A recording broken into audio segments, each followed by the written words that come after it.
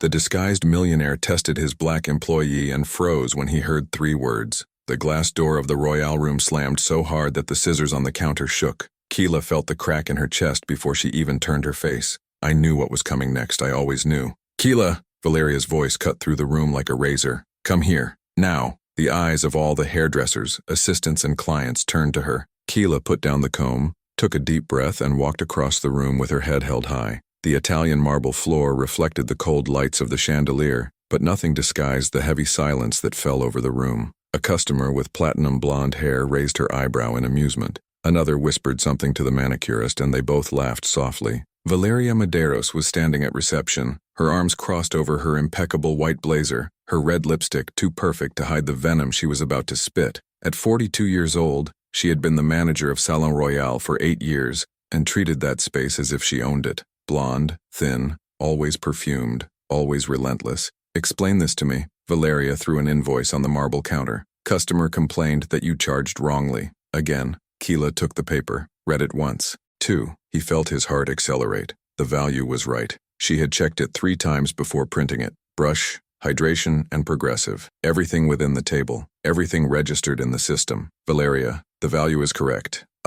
Nothing is correct. Valeria took a step forward, invading Keela's space. The client said that you were rude, that you didn't explain the services properly, and on top of that it cost more than the budget. Are you trying to sabotage me, is that it? I don't want to hear excuses, Keela. Valeria tapped the note. This is the 3rd complaint in 2 weeks. 3rd, do you think I'm going to let you ruin my salon's reputation? My salon, the words echoed in Keela's head. Valeria always spoke like that, as if she owned it, as if I built that empire alone. But Keela knew the truth. Salon Royal was part of a chain of luxury salons spread across 3 states, all belonging to a single owner, a millionaire businessman who almost never showed up, but whose name was whispered with reverence. Henrique Almeida. Keila had never seen Henrique in person. He was a legend, a ghost. The only thing she knew was that he was demanding, detail-oriented, and that he trusted Valeria to manage the Royale, and Valeria wore this power like a crown. I'll deduct it from your salary. Valeria turned her back as if the matter was closed. And if there's one more complaint, you're out. Keila tightened her fingers around the invoice. He felt the paper crumple, but he couldn't let go. Injustice burned. She had worked there for 4 years. He arrived before everyone else. He left after everyone else. She served the most difficult customers with patience, smiled even when they ignored her, cleaned what wasn't hers to clean, covered shifts for colleagues, never complained, and yet, she was always to blame. Valeria, Keela's voice was low, controlled. Can I see the system log? Because I'm sure that, are you doubting me? Valeria spun around on her heels, her eyes sparkling. Are you calling me a liar in front of everyone? The hall was completely silent now. Even the hairdryer had been turned off. All the customers looked. All the employees looked, and Keila knew. If she insisted, she would be humiliated even more. If he remained silent, he would take the blame. She lowered her eyes. Sorry, Valeria. Excellent, now go back to work. And this time, he does it right. Keila returned to her chair at the back of the room. His hands shook as he picked up the comb again. The waiting client, a woman in her 50s wearing sunglasses right inside the salon, looked at her with a mixture of pity and discomfort. How are you, my dear? The woman asked softly. Keila forced a smile. Everything, yes. Shall we start? While combing her client's hair, Keila felt the weight of the day bearing down on her. She woke up at 5 in the morning to take her 7-year-old daughter Malu to her neighbor's house before taking 2 buses to the Royale. Malu had a fever the night before, but Keila couldn't miss it. I couldn't give Valeria any more ammunition. Your mother, Donna Irene, always said, "Daughter, you have to be twice as good to receive half the respect." And Keila tried. God knows how she tried. But it seemed that the more she tried, the more Valeria found ways to humiliate her. The hall door opened again. A man entered. He was tall, with broad shoulders, dark skin, and short-shaved hair. He was wearing a simple gray t-shirt, faded jeans, and worn-out sneakers. I had an old backpack on the back. Didn't look like a customer. He looked like an employee. Valeria looked at him with disdain, but forced a businesslike smile. Good afternoon. Can I help? Good afternoon. His voice was deep, calm. I came for the assistant position.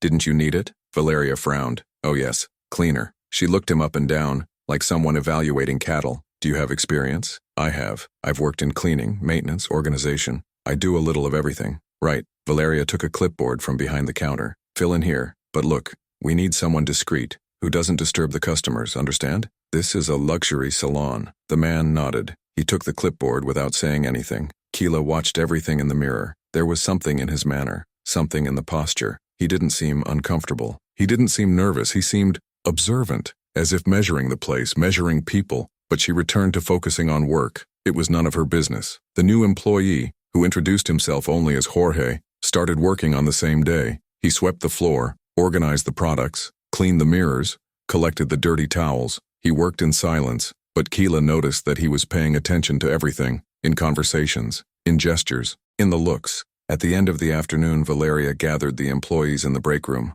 I was furious. Did someone touch the cash register? She threw a report on the table. There is no money. Again, the hairdressers looked at each other nervously. I didn't move, said Amanda, one of the oldest. Neither do I, completed Julia. Valeria looked directly at Keila. And you? Keila felt her blood run cold. I don't touch the cash register, Valeria. You know that. Do I know? Valeria crossed her arms. Because lately, every time you work, you lack money. Coincidence, right? That's not fair. It's only fair that you give me an explanation. Valeria slammed her hand on the table. Because if I find out it was you, I'll not only fire you, I'll report you to the police. Did you understand correctly? Keila closed her eyes. He took a deep breath. He felt the tears burning, but he didn't let them fall. Not there. Not in front of them. I understood. When Keila left the break room, she found Jorge leaning against the wall in the hallway. He looked at her, and for the first time all day, someone seemed to really see her. Are you okay? He asked softly. Keila stopped. He looked at him. She didn't know why, but something in that look messed her up inside.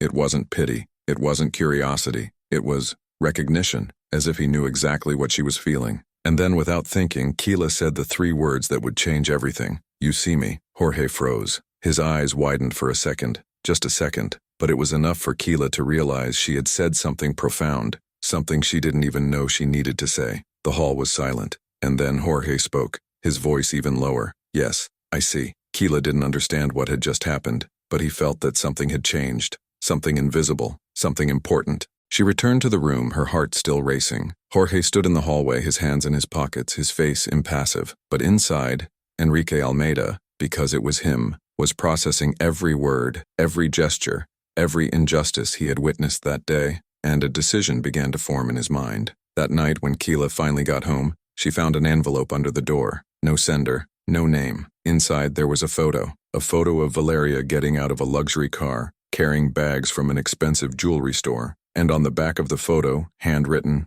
"How much is trust worth?" Keila couldn't sleep that night. The photo was on the kitchen table, illuminated by the dim light of the lamp hanging from the ceiling. Valeria getting out of a luxury car, jewelry bags. And that phrase on the back, "How much is trust worth?" Who had sent that? Why? And more importantly, what did that photo mean? Keila took out her cell phone and opened the salon's WhatsApp group, scrolled through old messages. Valeria always posted photos of work, satisfied clients, promotions, but he never mentioned jewelry, never mentioned a luxury car. On the contrary, he always complained that the manager's salary was barely enough to live on. Lie. Keila hung up her cell phone and looked into the next room. Malu slept with his breathing still heavy from the fever. The girl had asked to miss school, but Keila couldn't afford another day off work, not with Valeria waiting for any slip-up to fire her. She closed her eyes and felt the tiredness hit. 4 years in that hall. 4 years of enduring humiliation, disrespect, late salary, unpaid overtime, all because I needed to support Malu alone. The memory came without warning.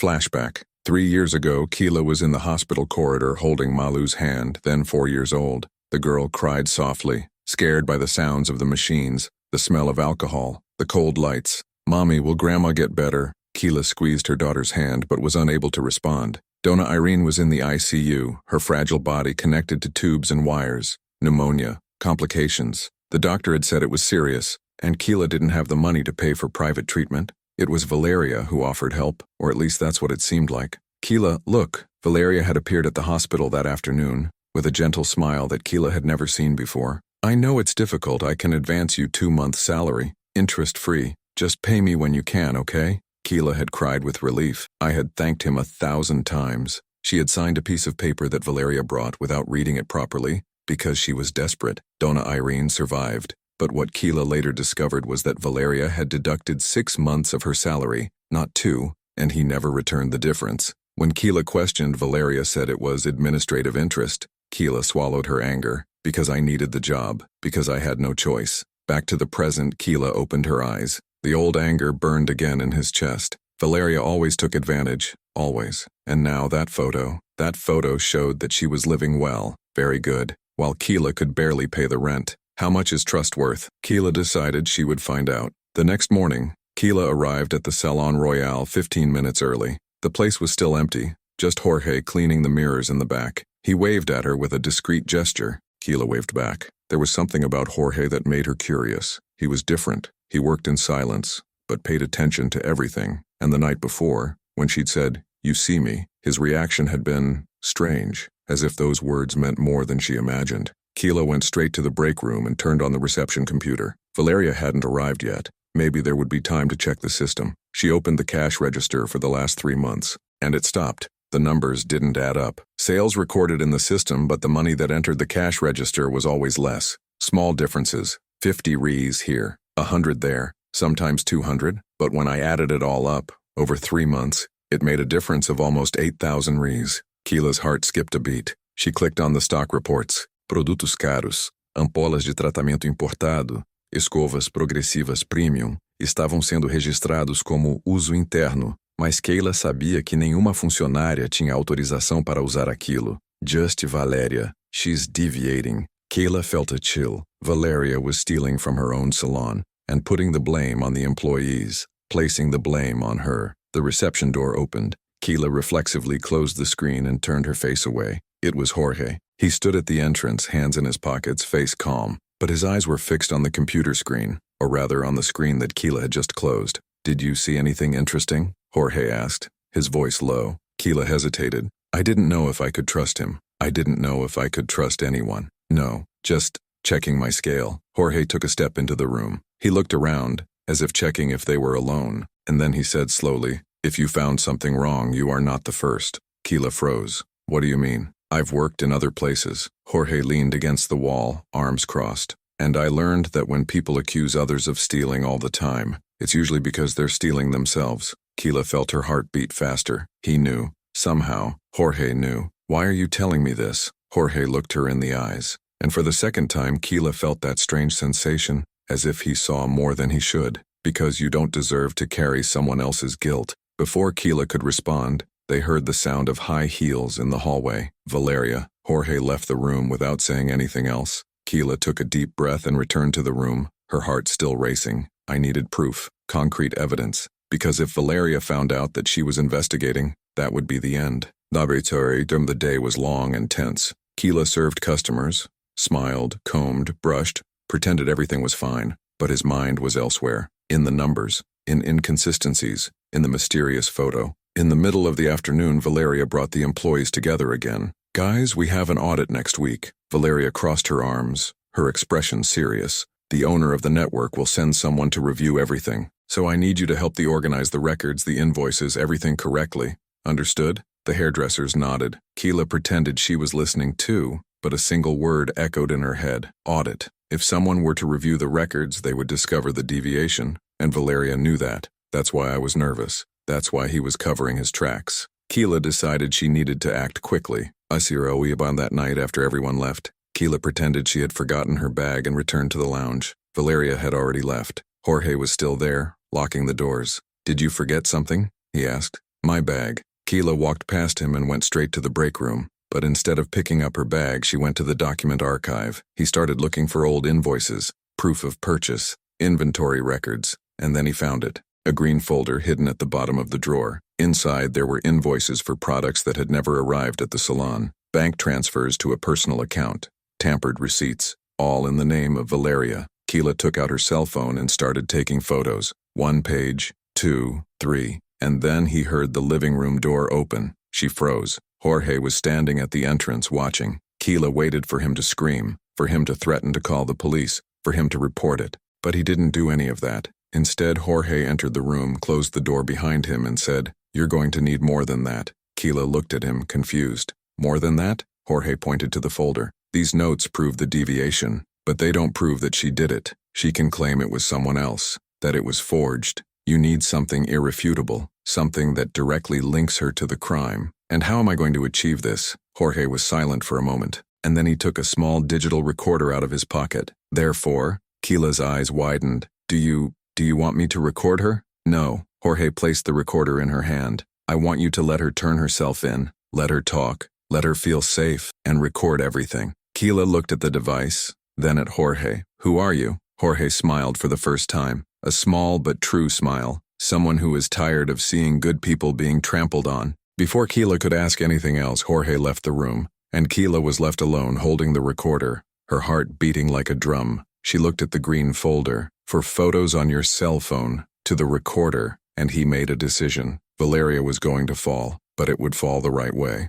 The next morning, Keila arrived at the salon and found a new envelope under her drawer. Inside was a bank statement. The name on the account, Valeria Medeiros. The balance, $847,000. And on the back, handwritten in the same font as the previous photo, how much is your dignity? Keila couldn't take her eyes off the bank statement. 847,000 raise. Valeria Medeiros, the manager who complained about tight wages, who said that it was barely enough to pay the bills, had almost 1 million raise in her account. And Keila knew where that money came from. Every penny had been stolen, from the cashier, from stock, from the employees. Keila kept the envelope inside her bag, along with the photos of the documents and the recorder that Jorge had given her. She knew what she needed to do, but I also knew that I needed to be strategic. One wrong move and Valeria would destroy everything, and herself, along with it. That morning, Keila arrived at the Royale room with a plan. Pretend she didn't know anything. He smiled at Valeria when he passed reception. He greeted his colleagues. He served his customers with the same dedication as always, but his ears were open, his eyes watching every conversation, every move, every detail. And Jorge was always around. He was cleaning the mirrors near where Valeria was talking on the phone. I organized the towels near the break room when the hairdressers were whispering. He swept the floor slowly, as if he wasn't paying attention, but Keila knew he was. What's more, he wrote things down, little scribbles on a pad he kept in his pocket. Keila saw him do it twice, and he began to wonder, who is this man, anyway? In mid-morning, Keila heard Valeria talking on the phone at reception. The voice was low, tense, but Keila managed to make out a few words. You can't come now. The audit isn't until next week. I'll sort it out, I promise. Keila pretended to be going through the products on the shelf, but discreetly turned on the recorder inside her apron pocket. Valeria continued, I've already transferred half. I'll send the rest by Friday, but you have to disappear with those receipts, understand? If anyone finds it, we're screwed. Silence. Don't threaten me. I did my part. Now you make yours. The call ended with a dry touch. Valeria let out an irritated sigh and left the reception, her heels clicking loudly on the marble floor. Keila turned off the recorder. He felt his heart racing. Accomplice. Valeria was not alone. There was someone helping her hide the deviation. Someone who was receiving money. Someone who had access to the documents. Keila needed to find out who. In the afternoon, Amanda, one of the salon's oldest hairdressers, took Keila aside. Keila, can I talk to you? Her voice was shaking. Of course, what it was. Amanda looked around nervously and lowered her voice. I think Valeria is plotting something against you. Keila felt her stomach tighten. What did you hear? She was talking to Julia this morning. He said you're acting strange, that you used the computer without authorization, that you might be planning to rob the salon before the audit. That's a lie. I know. Amanda touched Keila's arm, her expression worried. But Julia believed. And I think Valeria is spreading this to other girls too. She's isolating you, Keila. It's turning you into the villain. Keila closed her eyes. It was a classic Valeria move. When threatened, she attacked first. And now he was building a narrative. Keila, the problematic employee, the thief, the troublemaker. Amanda, do you believe me? Amanda hesitated for a second, and Keila felt her chest tighten. But then Amanda nodded firmly. I believe. I've been working here for 6 years, Keila. I saw you arrive. I saw you take care of customers, cover shifts, endure humiliation. You are not a thief. You are the most honest person in this place. Keila felt her eyes burn, but she held back the tears. Thanks. Just be careful. Valeria is dangerous when she feels cornered. That night, Keila stayed late in the lounge, waiting for everyone to leave. When the place finally emptied, she went to the break room and turned on the computer again. I needed more proof. I needed names. Opened the supplier system. The list of companies that sold products for Royale rolled down, and then it stopped at a strange entry. Med Beauty Distribuidora Litita. Keila clicked on purchase history. The company had supplied the salon with very expensive products, imported ampules, luxury treatments, but Keila had never seen those products on the shelves, and the company's address now was a P.O. box. She took out her cell phone and searched for Med Beauty's CNPJ. What appeared made her freeze. The company had been opened 2 years ago, and the name of the majority partner was Valeria Medeiros. She created a shell company. Valeria was buying non-existent products from herself, using the salon's money to fund your own account, and forging invoices to cover the trail. Keela took a screenshot of everything. Her heart was beating so hard that she felt her pulse throbbing in her temples. And then he heard the living room door open. She turned her face away, scared. It was Jorge. He walked in slowly, closed the door, and looked at the computer screen. Then he looked at Keela. "You found it?" he said softly. "I found." Keela showed the cell phone with the prints. She created a fake company. He's been embezzling money for 2 years. Jorge nodded, as if he already knew. "You have the courage to go all the way?" "I have." Keela's voice was firm, but inside she was shaking. "But I need to know, who is paying you to help me?" Jorge smiled slightly. "Nobody." "Then why? Why do you care?" He was silent for a moment, and then he said, his voice filled with something Keela couldn't identify. "Because I was also invisible, and I know what it does to us." Before Keela could respond, Jorge took an envelope from his pocket and handed it to her. "Open it when you get home." He left the room without saying anything else. Keela stood still, holding the envelope, her heart still racing. When Keela finally left the room, it was already dark. The street was empty, lit only by yellow streetlights. She quickly walked to the bus stop, but felt something wrong. He looked back. Nothing. He continued walking, and then he heard footsteps. Keela quickened her pace. The steps behind also accelerated. She turned the corner, her heart racing, and ran to the bright square where the bus always waited. When he looked back again, he saw no one, but he found something on the park bench, a folded note, stuck with a stone. Keela took the paper. The hands were shaking. It opened slowly, and he read, "You don't know who you're messing with. Forget it,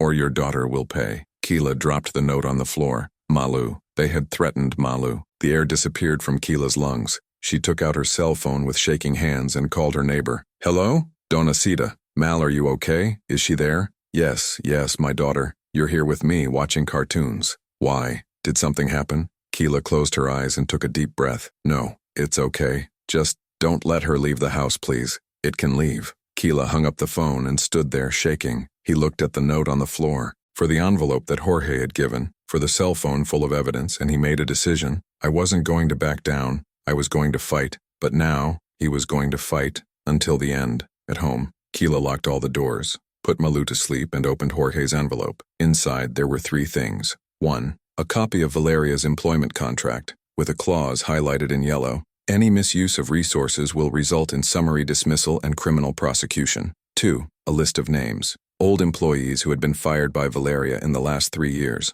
all with accusations of theft or misconduct. 3. A telephone number, and a handwritten message. These women were accused, just like you are. All innocent, all destroyed. Call them. You're not alone. Keela looked at the number, then to the list of names, and then, for the first time in days, he felt something other than fear. He felt angry, pure rage, fair, powerful. Valeria had destroyed the lives of innocent women, and he was about to do the same to her. But this time, Valeria had chosen the wrong person. The next morning, Keela arrived at the Salon Royal and found Valeria at the reception, surrounded by Julia and 2 other hairdressers. They all looked at Keela when she entered. Valeria crossed her arms. "Keela, we need to talk. Now." Keela felt all the employees looking. He felt the weight of judgment, but he kept his head up. "All good." They entered the break room. Valeria closed the door tightly. "I know you messed with the system. I know you're poking around where you shouldn't be, and I'm going to give you a chance. Resign now voluntarily, or I'll fire you for just cause.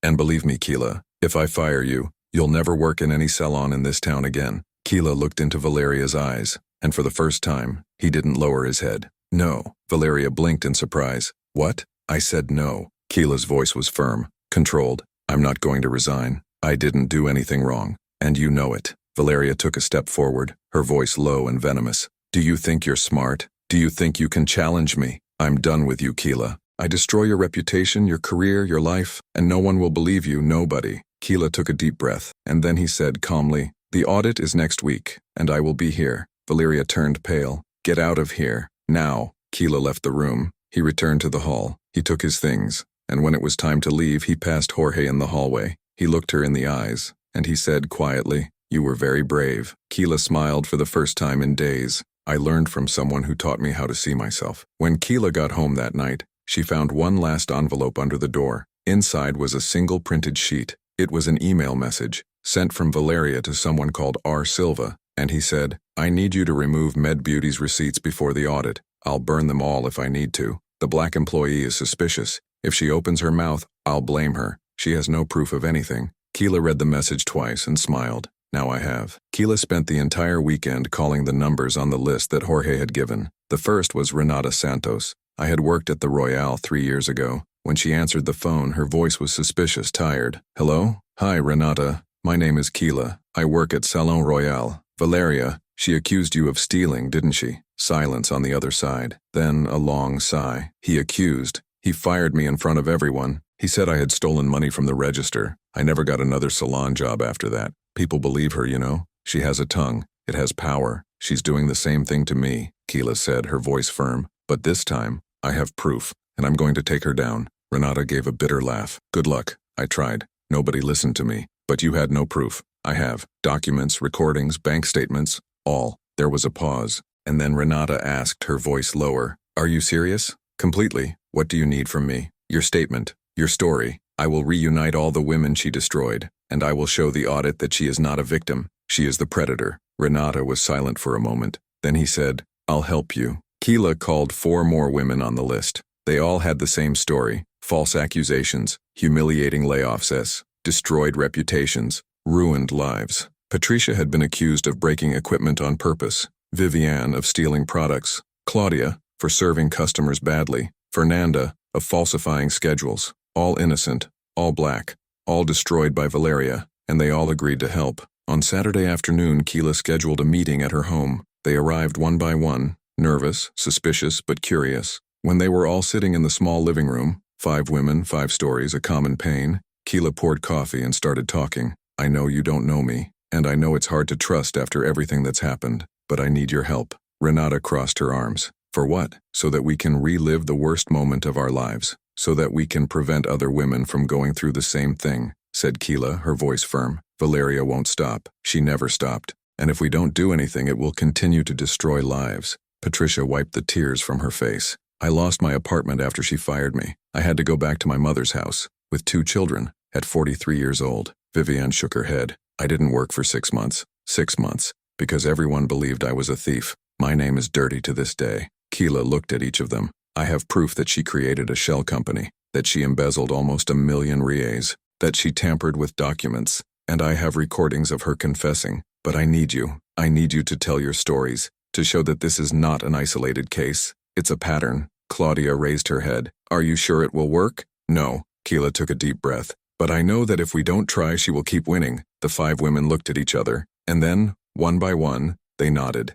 Obakedi on Sunday night. Keela organized everything. The photos of the documents, the recorded audios, the prints of the email, the bank statement, the written and signed statements from the former employees. He kept everything in a blue folder, and he made 3 copies. One stayed with Donacita, another, hidden under the mattress. The third, she would take to the audit. On Monday morning, before going to the Royale, Keela stopped by Donacita's house and left clear instructions. If anything happens to me, said Keela, holding her neighbor's hands, you'll hand it over to the police, and for the press. Promise? Donacita shook Keela's hands, her eyes full of concern. I promise, daughter, but be careful. People like that don't go down easily. Keela hugged Malu tightly before leaving. The girl was still sleepy in her pajamas, but she noticed something different in her mother's eyes. Mom, are you scared? Keela smiled and kissed her daughter's forehead. No, my love. I have courage. What's the difference? Courage is when you're afraid, but you go anyway. Malu hugged her mother tighter. Then you are the bravest person in the world. Keela left the house with teary eyes and a chest full of determination. Ache. When Keela arrived at the Salon Royale on Monday, the atmosphere was different. Heavy, electric. The audit would be the next day. Valeria was visibly nervous, giving orders everywhere, checking documents, rearranging shelves, calling suppliers with a tense and irritated voice. Amanda, check that all January invoices are in the blue folder. Julia, organize the stock again. And someone calls Med Beauty and confirms they received their March payment. The hairdressers were running around, stressed, but Keela noticed something. Valeria was sweating. The perfect makeup was beginning to fall apart. Her hands shook as she typed on her cell phone. She's scared. And Jorge was quieter than ever. He worked in silence, but Keela noticed that he was watching everything, taking notes, listening. He cleaned the mirrors slowly, rearranged the towels near the front desk, swept the hallway near the break room, always close, always attentive. In mid-morning, Keela found him alone in the warehouse. She closed the door behind her. "George," he turned his face away. "Hey, I need to know who you really are." Jorge stopped what he was doing. He looked at her for a long moment, and then he said slowly, "You'll find out tomorrow. Tomorrow, in the audit." He took a step closer. His voice was different, more serious, heavier. "Do you have everything you need?" "I have." "Enough evidence to take her down?" "I have." "Then go there and finish her off." He placed his hand on Keela's shoulder, his gaze steady. "But don't back down. It doesn't matter what she says, what she promises, what she threatens, you go to the end. Understood?" Keela felt a shiver. There was something in his voice, something definitive, as if he knew exactly what was coming. "Why did you help me?" Keela asked, her voice low. In truth, Jorge was silent for a moment. His eyes became distant, as if he were looking at something, or someone, that was no longer there. "Because you reminded me of someone I lost, someone who was also invisible, someone who worked her whole life being humiliated, robbed, stepped on, and I couldn't save this person." He paused, his voice breaking. "But I can save you." "Who was this person?"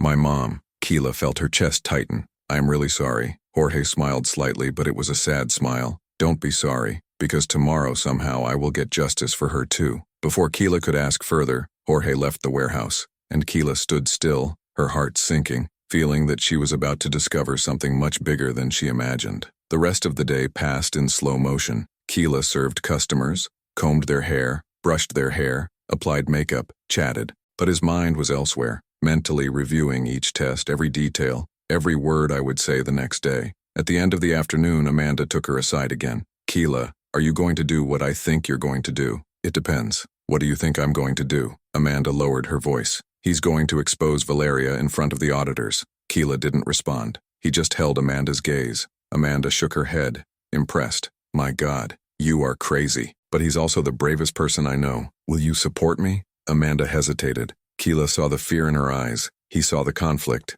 Amanda had a family. I had bills. I was afraid of losing my job. I don't know if I can stand by you publicly, but I won't side with her. I promise." Keela shook Amanda's hand. "That's enough." On Tuesday morning, the Salon Royal dawned in tense silence. The employees arrived early, tidy, nervous. Valeria looked impeccable. White suit, hair tied in a perfect bun, impeccable makeup. But Keela saw what no one else saw. Her hands were shaking as she held the coffee cup. Her eyes blinked too quickly. Breathing was uneven. She knows something is wrong. At 10 o'clock in the morning sharp, the auditors arrived. There were three. Two men in gray suits, serious with clipboards and tablets, and a woman with gray hair, prescription glasses, an impenetrable expression. She carried a leather briefcase and a stance that radiated authority. Valeria received them with a forced smile and an overly excited voice. "Good morning. Welcome to the Royal Room. I'm Valeria Madero's manager. Anything you need, I'm available." "Thank you," said the woman with glasses, her voice cold and professional.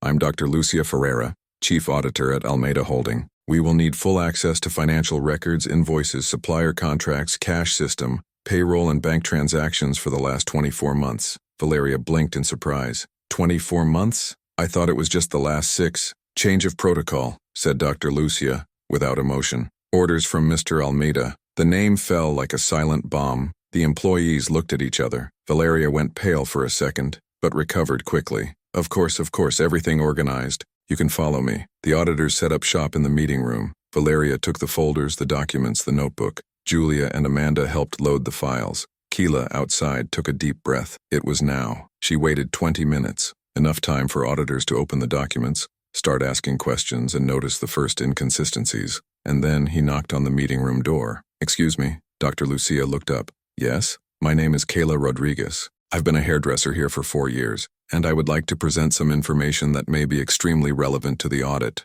Valeria turned pale. "Keela, that's not necessary. Auditors already have everything they need." "Let her speak," said Dr. Lucia, her voice cutting like a blade. Keela entered the room. All the hairdressers in the hallway approached the door. Amanda, Julia, 3 others. Everyone wanted to see what was going to happen. Keela placed the blue folder on the table, and he began, his voice firm and clear. "Over the past 24 months, there has been a systematic embezzlement of resources from this hall. The total value is approximately 800,000 reais. Expensive products were recorded as purchased but never reached the shelves. Invoices were tampered with, and a shell company was created to launder the embezzled money." The silence in the room was absolute. The 2 auditors stopped writing. "Doctor Lucia leaned forward, her eyes fixed on Keela. Valeria stood up, furious, her face red. That's a lie. She's making this up because I was going to fire her. She is problematic, disobedient. She has been accused of stealing several times. She's trying to sabotage me.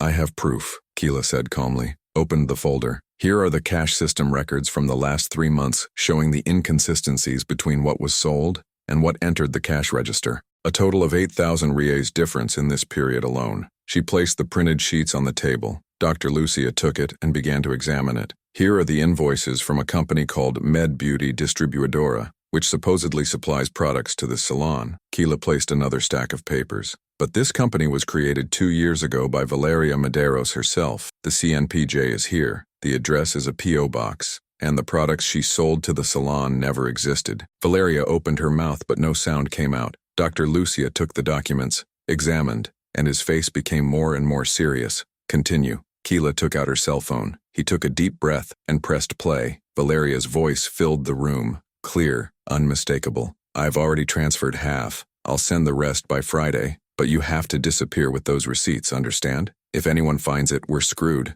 Don't threaten me. I did my part. Now you do yours. The silence was deafening. Valeria was white. The hands were shaking. She opened her mouth, but no sound came out. Her eyes darted from the auditor to Keela, then to the other 2 auditors, then to the hairdressers at the door. That was taken out of context. She edited it. She forged it. This is illegal. You can't record me without permission. I can, Keela said, her voice calm. When you're committing a crime, and I was in the workplace in a collective space with no expectation of privacy. I consulted a lawyer. Valeria staggered. Keela placed the bank statement on the table. And this was also forged? 847,000 reais in Valeria's personal account. Everything accumulated over the last 2 years. Exactly the period in which Med Beauty started selling products for Royale. Dr. Lucia took the extract. He looked at Valeria, and he said, his voice cold, Mrs. Medeiros, do you have anything to say? Valeria was shaking now. He ran his hand through his hair, messing up the perfect bun.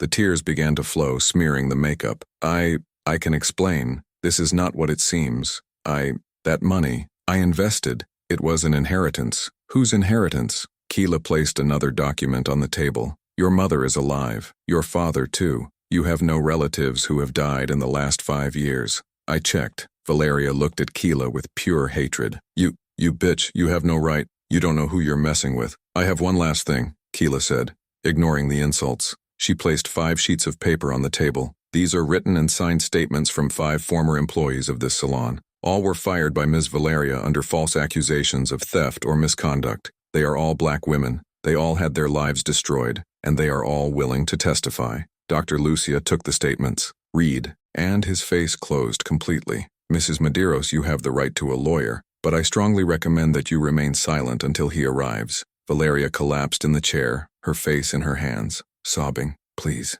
I have bills to pay. Can I return the money? Please. And then the door to the room opened. Jorge entered, but it wasn't Jorge anymore. He was dressed different. Dark gray suit, perfectly tailored, impeccable white shirt, navy blue tie, gold watch on the wrist, Italian leather shoes. The posture was completely different, upright, trusting, powerful. All the hairdressers at the door widened their eyes. Amanda put her hand over her mouth. Julia whispered, My God. And when he spoke, the voice was the same, but the tone was completely different. Firm, authoritarian, undisputed. Good morning. My name is Henrique Almeida. I am the owner of this chain of salons and founder of Almeida Holding. Keila felt the ground disappear beneath her feet. Jorge was the owner. Jorge was Henrique Almeida. The entire room froze. Valeria slowly raised her face, eyes wide, mouth open in absolute shock. Runny mascara stained her face. Sir, Mr. Almeida, I didn't know. I swear I didn't know. Silence. Enrique's voice was hard, cutting like glass.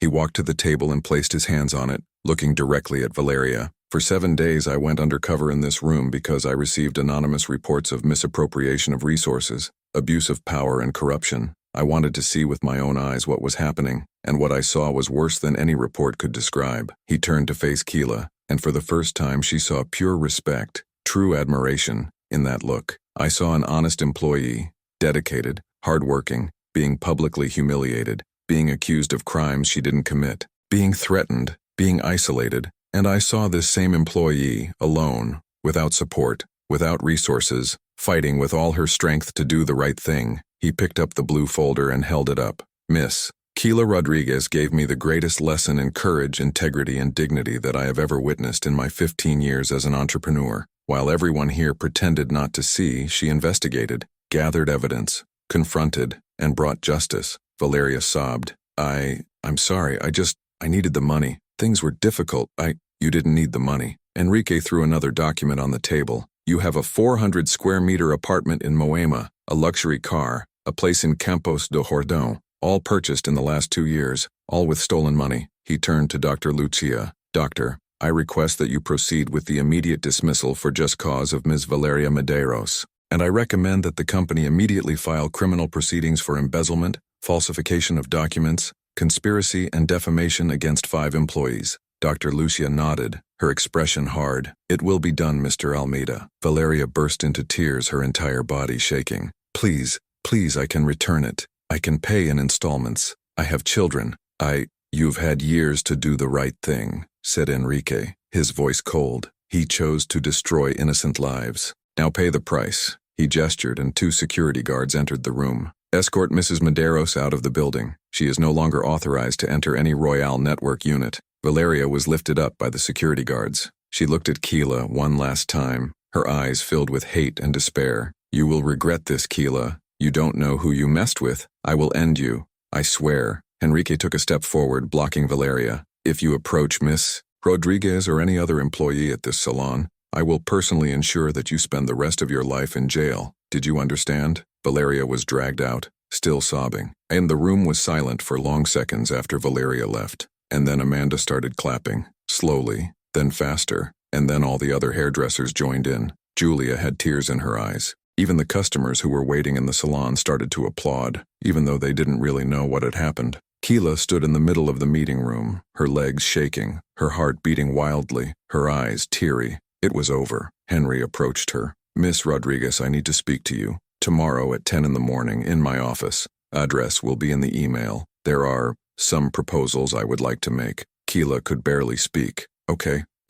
Enrique smiled for the first time. A small but true smile. You were exceptional. Thank you for reminding me why I started all this. He left the room, followed by the auditors, and Keila finally let the tears fall. Amanda hugged her tightly. You were incredible, Keila. Incredible. Julia approached, her eyes red. I'm sorry I didn't believe you before. I'm really sorry. Keila squeezed her hand. It is good too. You were scared. I understand. The hairdressers surrounded her, all talking at once, all relieved, all in shock. At the end of the day, Keila was packing her things when Amanda appeared next to her. Did you know he was the owner? No. I discovered it together with you. He tested you for a whole week. I wanted to see if you were real. Keila smiled slightly, and I passed the test. When Keila arrived home that night, Malu ran to hug her. Mommy, are you okay? Yes, my flower. I'm great. Donacita appeared at the door, smiling. And there, it achieved? Keila smiled, tired but happy. I achieved. She lay down on the sofa. Malu cuddled in her lap and felt, for the first time in years, that she could truly breathe, that I could sleep without fear, that I could live without the weight of injustice on my shoulders. But at 11 at night, her cell phone rang. It was an unknown number. Keila answered, her heart sinking again. Hello? A male voice, muffled, serious, threatening. Do you think you won? You just made the worst choice of your life. Valeria has powerful friends, people who don't forget, and we don't forgive. Keila felt her blood run cold. Who are you? Someone who is watching you, someone who knows where you live, where your daughter studies, where your mother worked. You messed with people you shouldn't have, Keila, and now you will pay. The call dropped. Keila stood still, her cell phone shaking in her hand, her heart racing, and then he heard a noise at the front door, someone trying to force the lock. Keila jumped up, her heart in her throat. He ran to Malu's room and locked the door. Mommy, what's going on? Shh, stay still. Keila called the police with her hands shaking. Hello, someone is trying to break into my house. Please send someone urgently. The front door opened with a bang, heavy footsteps in the hallway, and a deep voice, the same one from the call. Keila, I know you're there. Let's have a little chat. Keila held Malu tightly, her heart beating so loudly that she thought it would explode in her chest. Locked in the room with her daughter, she heard heavy footsteps approaching along the corridor. The deep voice echoed through the house. Keila, I know you're there. Let's have a little chat. Her hand shook as she held her cell phone. The call to the police was still open, the operator speaking softly. The car is 2 minutes away. Don't hang up. Stay on the line. The footsteps stopped at the bedroom door. The doorknob turned. Malu pressed her face against her mother's chest, shaking, and then Keela heard another voice, firm, authoritarian, known. Police! Hands on your head! Now! The noise of running, screams, something falling to the floor, handcuffs closing with a metallic click. Keela waited. 5 seconds, 10, 20, and then they knocked on the bedroom door. 3 firm knocks. Miss Rodriguez? I'm Sergeant Lima. You can open it. It's safe. Keela got up on wobbly legs, unlocked the door, and slowly opened it. There were 3 police officers in the room. 2 held a man of approximately 40 years old, tall, tattooed, handcuffed. His face was red with anger. That's the invader, said the sergeant. He's arrested, and there's one more thing. The sergeant pointed to the living room window. Outside, parked on the street, was a black car with tinted windows, and next to the car, talking to another police officer, was Henrique Almeida. Keela blinked, confused. What? Henrique entered the house with firm steps. He looked at the handcuffed invader and then at Keela. After you left the salon today, I put security on your street. I thought Valeria could try something. He pointed at the man. This here is Rodrigo Silva, accountant at MedBeauty, Valeria's accomplice. He was the one who helped falsify the documents. Rodrigo spat on the floor. I didn't do anything she didn't say. Excellent, said Henrique, crossing his arms. Then you confirm that you act under her orders. The police are grateful for the confession. Rodrigo turned pale. The police took him outside.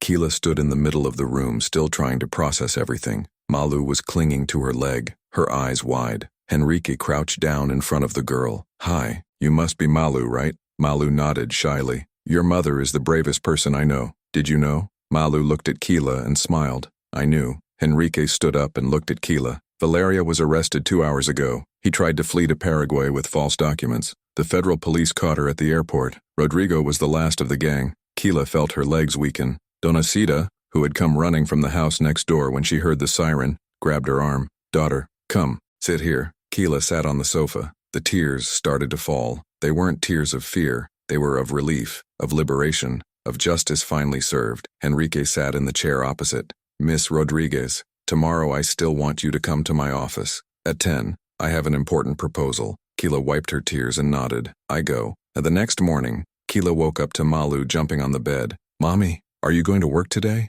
Keela smiled and kissed her daughter's forehead. Not exactly, my love. Today Mom has an important meeting. She got ready carefully. She chose the blue dress that her mother had given her for her birthday 3 years ago, and that she had never had the courage to wear. She tied her hair into an elegant bun. He put on lipstick. He looked in the mirror, and for the first time in years, he liked what he saw. Or Henrique Almeida's office was on the 23rd floor of a mirrored building in the city center. When Keela got out of the elevator, she was greeted by a smiling assistant who guided her through a corridor with white walls decorated with photos of all the chain salons. Henrique was waiting for her in a large room overlooking the city. He was wearing a gray suit, but the smile was the same one Jorge wore, discreet, but true. Miss Rodriguez, come in, please. Keela sat in the leather armchair across from his desk. Henrique poured water and sat down too. First, I want to thank you for what you did, not only for exposing corruption but for reminding me of the purpose for which I started this company. I only did what was right. Exactly. Henrique leaned forward. And that's why I want to offer you a position. You, Royale Salon Manager. Keila blinked, not understanding. Manager? Yes. With a salary of 7,000 Ries, transportation vouchers, food vouchers, complete health insurance for you and your daughter, and profit sharing. You know the salon, get to know the employees, know your customers, and most importantly, you have character, something that no money can buy. Keila was silent for a long moment. He felt the tears return, but this time, they were tears of gratitude. I accept, but on one condition. Henry raised his eyebrows. Which? I want all the employees unfairly fired by Valeria to be rehired if they want to return, with compensation, and a public apology from the company. Henry smiled, a wide, genuine smile. Done. You can consider it approved. He extended his hand. Keila squeezed, and they sealed the deal. A week later, the Salon Royale reopened with a special ceremony. Keila was at the reception, now as manager, wearing a white blazer that Henrique had custom made. Amanda was next to her, smiling. Julia organized the chairs, and at the back of the room, 5 women were back. Renata, Patricia, Vivian, Claudia, and Fernanda, all rehired, all with compensation paid, all with tears in their eyes. Henrique gave a short speech to the employees and customers present. Almeida Holding makes a mistake. We make a mistake by blindly trusting someone who abused their power. We made a mistake by not listening to the complaints. We made a mistake in allowing women of integrity to be treated unfairly. But today, we corrected this error, and we make a public commitment. Never again. The customers applauded, the hairdressers cried, and Keela, for the first time, felt like she was in the right place, doing the right thing, leading the right way. That night, Keela prepared a special dinner: rice, beans, roast chicken, farofa, and salad. Nothing fancy, but made with love. Donacita came to have dinner with them. Malu helped set the table, placing colorful napkins and glasses of juice. While they were eating, Malu asked, "Mom, did you win?" Keela smiled. "What did I win, my love?" "The fight. Against the bad woman." Keela took her daughter's hand. "It wasn't a fight to win, Malu. It was a struggle to do what was right. And yes, justice won." "And the bad woman was arrested?" "He was. Forever? For a long time. And when you get out, you'll have to pay for everything you stole." Malu thought for a moment. "You are the bravest person in the world, Mom." Keela felt her eyes burn again. He pulled Malu into a tight hug. "No, my love, I'm just a mother who wants to teach you one thing. Never lower your head when you know you're right. Never let anyone make you feel invisible. You have value, you have a voice, and you always, always deserve respect." Malu hugged her mother with all the strength a 7-year-old girl could have. Donacita wiped her tears with the napkin and raised the glass of juice. A toast for Keela, the woman who didn't bow. Keela smiled and raised her glass too. No, a toast to all the women who don't bow down, who fight, that resist, who refuse to be invisible. They clinked glasses. We tuned us over 3 months later. Keela was at the reception of the Salon Royal, checking the day's agenda, when Enrique appeared. He had returned a few times to watch the hall's performance, always discreet, always respectful. "Keela, can I talk to you?" "Of course." They went to the meeting room. Enrique placed a folder on the table. Valeria was sentenced to 8 years in prison. Rodrigo, 6. The two will have to return all the embezzled money with correction and fine. Part of this money will be used to create a support fund for affected employees. Keela nodded. "And there's one more thing." Enrique opened the folder. "I want to expand the network, open 3 new salons in the next 2 years, and I want you to be the general supervisor of them all. 15,000 salary, company car, total autonomy to hire and train teams." Keela was silent, processing. "Why me?" "Because you proved that leadership is not about power, it's about character. And I trust you more than I've trusted any manager I've ever hired." Keela smiled, and he accepted. 6 months later, Keela was on stage at an event promoted by Almeida Holding, a conference on business ethics and combating corporate corruption. She had been invited to tell her story. He looked at the audience. More than 200 people, business people, managers, students, journalists. And then he started talking. "My name is Keila Rodriguez, and for 4 years I was invisible." She told everything: the humiliation, the accusations, the threats, the solitary investigation, the fear, the courage, the victory. When he finished, the audience stood up and applauded. More than 2 minutes, and Keila realized something. She was no longer invisible. It would never be again. That night, Keila returned home and found Malu reading a book in the living room. "Hey, my love." "Hi, Mom." Malu closed the book. "Teacher asked us to write about our hero. I wrote about you." Keila felt her chest tighten. "Serious?" "Serious." Malu showed the notebook. On the page, a drawing of a woman with curly hair and a wide smile. And below, written in childish handwriting, "My mother is my hero because she fought for the truth even when everyone told her she was wrong. She taught me that being brave isn't about not being afraid. It's about being afraid and doing the right thing anyway." Keila hugged her daughter and cried. He cried with happiness, of pride, of gratitude, because he had won. Not just Valeria, not just injustice. He had overcome invisibility. And he had taught his daughter to never ever let herself be erased. 3 words changed everything. "You see me." That's what Keila said to Jorge, to Enrique, in that corridor, without knowing that she was planting the seed of a silent revolution. Because being seen is the first step to being heard, and being heard is the first step to changing the world. Today, Keila leads a team of more than 50 people, trains new employees, fight abuse. It teaches that dignity cannot be negotiated, and every time you hire someone, you ask a single question: do you believe that every human being deserves respect? If the answer is yes, the person is hired. If not, the door is there, just like that. A final message. Keela's story teaches us that invisibility is a silent weapon. She doesn't scream, it doesn't hit, does not hurt the body, but it destroys the soul. How many Keelas are there around us? How many honest, hard-working, dignified women and men are being humiliated, accused, stepped on, and no one sees? Seeing is a revolutionary act. Seeing is choosing to see the humanity of others, To see is to refuse to turn away. Seeing is validating the pain. Seeing is believing. Seeing is acting. Keela didn't win because she was perfect. He won because he refused to give up, because he gathered evidence, because he asked for help, because he believed that the truth sooner or later always wins. And he really wins. If you are going through something similar, remember, you are not alone. You have value.